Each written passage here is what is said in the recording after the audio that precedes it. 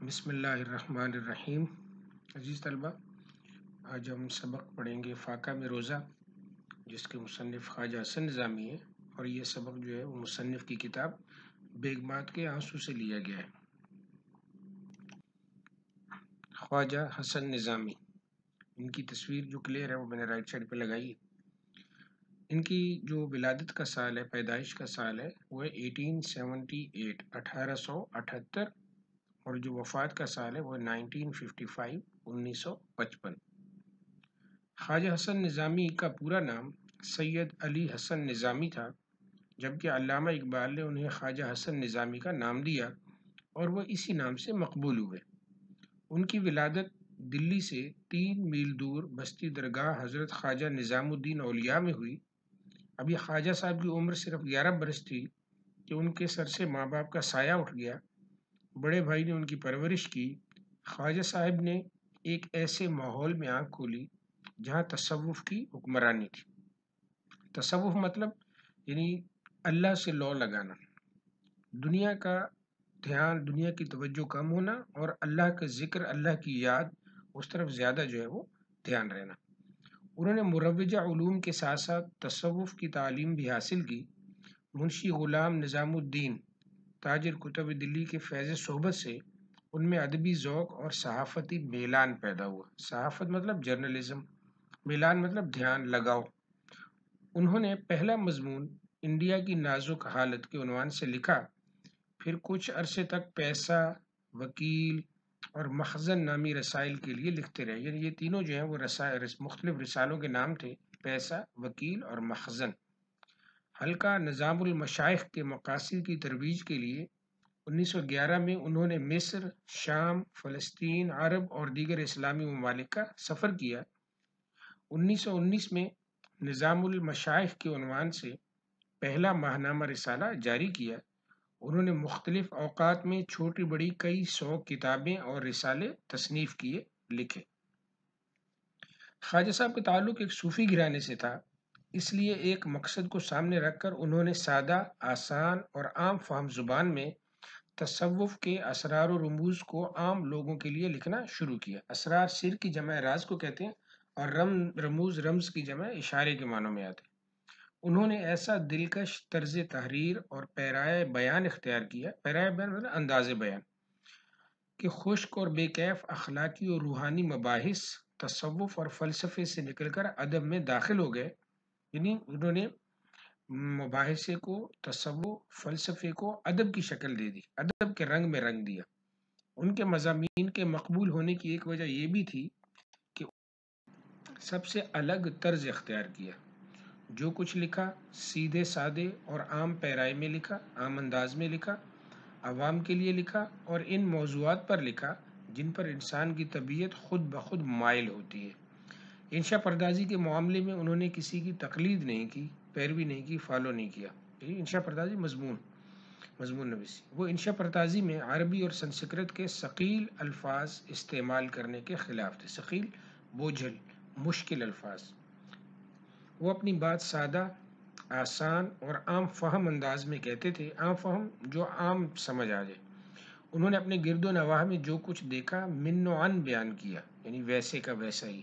ان کے ہاں کہیں بھی تصنع اور بناوٹ نہیں ہے۔ تصنع بھی بناوٹ کے معنی میں آتے ہیں، دکھاوے کے معنی میں آتا ہے۔ ان کی کچھ کتابوں کے نام ہیں یہاں پہ: بیگمات کے آنسو، سی پارہ دل، دلی کی آخری شمع، بہادر شاہ کا روزنامچہ، دلی کی سزا، سفر نامہ حجاز و مصر و شام، جگ بیتی کہانیاں، یہ غالباً انگریزوں کی بپتا، محرم نامہ، تمانچہ برخسار یزید وغیرہ۔ ہو سکتا ہے ان میں کچھ کتابوں کے نام جب میں اوپر پین سے لکھ رہا تھا کوئی مسٹیک ہو گئی ہو، اوورال یہی ہے۔ اور یہ جو سبق ہے جو ہم پڑھیں گے آگے، یہ ان کی کتاب بیگمات کے آنسو سے لیا گیا ہے، جس کی تصویر میں نے لیفٹ سائڈ میں یہاں پہ ساتھ لگا دی ہے اس کے۔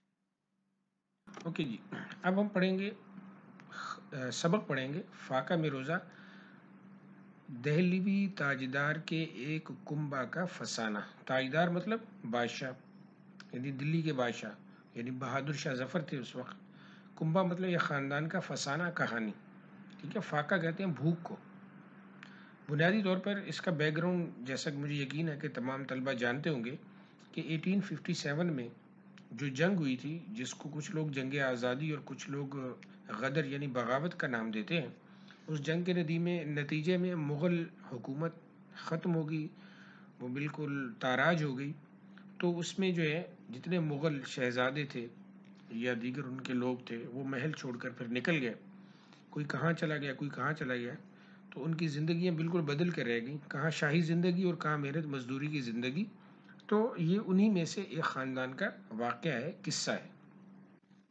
اب ہم پڑھنا شروع کرتے ہیں۔ جب دلی زندہ تھی اور ہندوستان کا دل کہلانے کا حق رکھتی تھی، یعنی زندہ تھی مطلب زندہ دل تھی، رونق تھی وہاں پر، لال قلعہ پر تیموریوں کا آخری نشان لہرا رہا تھا۔ تیموری مطلب مغل کا آخری نشان، غالباً بہادر شاہ ظفر کی بات ہو رہی ہے۔ انہی دنوں کا ذکر ہے کہ مرزا سلیم بہادر، جو ابو ظفر بہادر شاہ کے بھائی تھے، اپنے مردانہ مکان میں بیٹھے ہوئے دوستوں سے بے تکلفانہ باتیں کر رہے تھے۔ اتنے میں زنان خانے سے ایک لونڈی باہر آئی، لونڈی مطلب خادمہ، اور ادب سے عرض کیا کہ حضور بیگم صاحبہ یاد فرماتی ہیں۔ مرزا سلیم فوراً محل میں چلے گئے اور تھوڑی دیر بعد مغموم واپس آئے، غم زدہ واپس آئے، اداس واپس آئے۔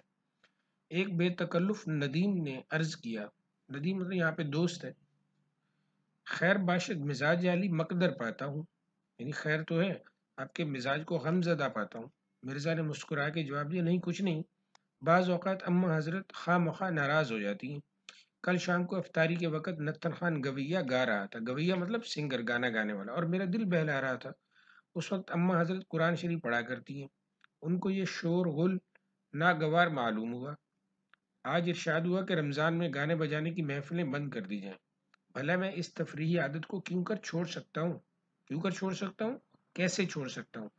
ادب کے لحاظ سے قبول تو کر لیا، مگر اس کی پابندی سے جی الجھتا ہے، یعنی دل خراب ہوتا ہے۔ حیران ہوں کہ یہ 16 دن کیوں کر بسر ہوں گے، کیسے گزریں گے؟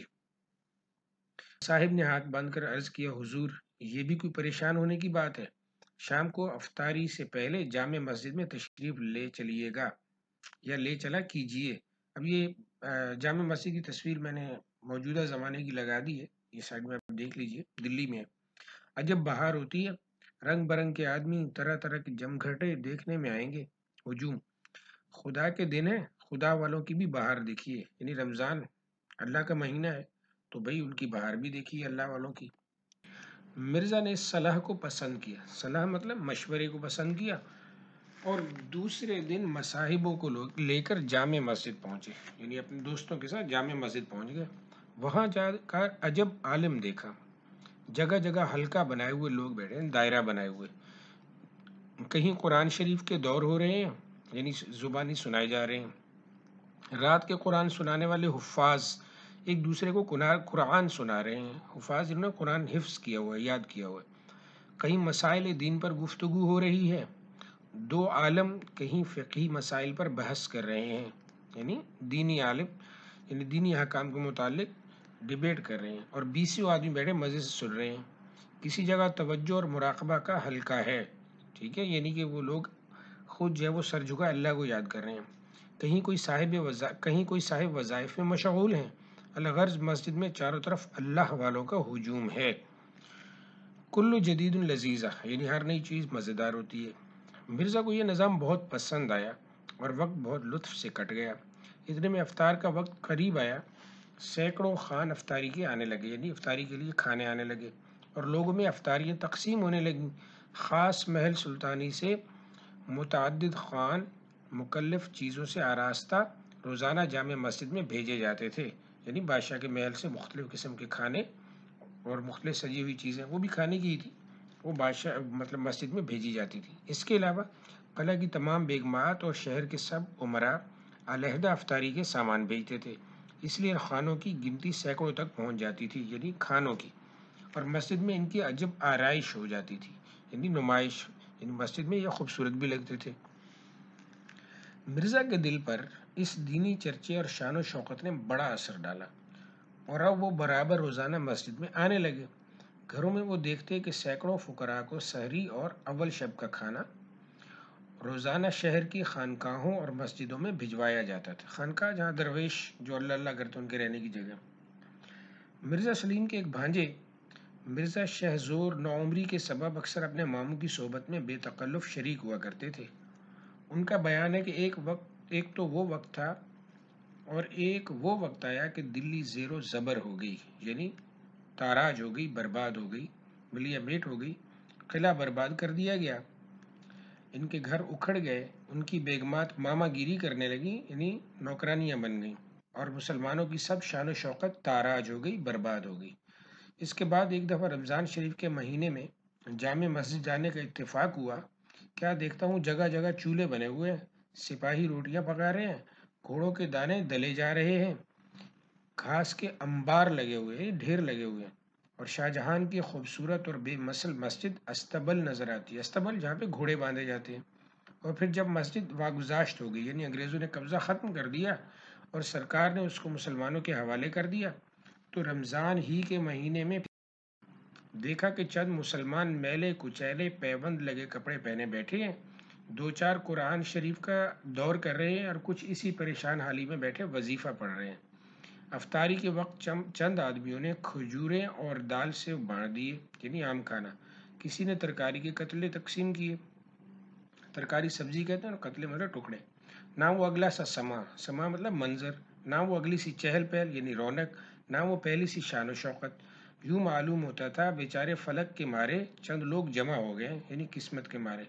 اس کے بعد آج کل کا زمانہ بھی دیکھا، جب مسلمان چاروں طرف سے دب گئے ہیں، انگریزی تعلیم یافتہ مسلمان مسجد میں کم ہی نظر آتے ہیں، غریب غربا آئے تو ان سے رونق کیا خاک ہو سکتی ہے؟